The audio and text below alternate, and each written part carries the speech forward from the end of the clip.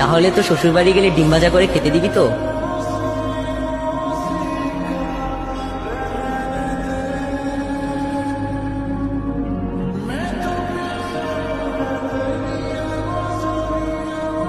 আপনারা কারা? আমরা অনেক দূর থেকে আসছি, আপনার ডিমবাজি খাবো বলি। কি? এটা কি সোহেল মির্জার বাড়ি?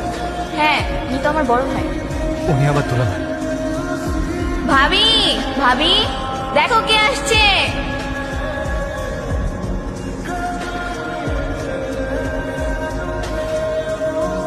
জান্নাত, এরা এরা আমার ভাই মান্নাত।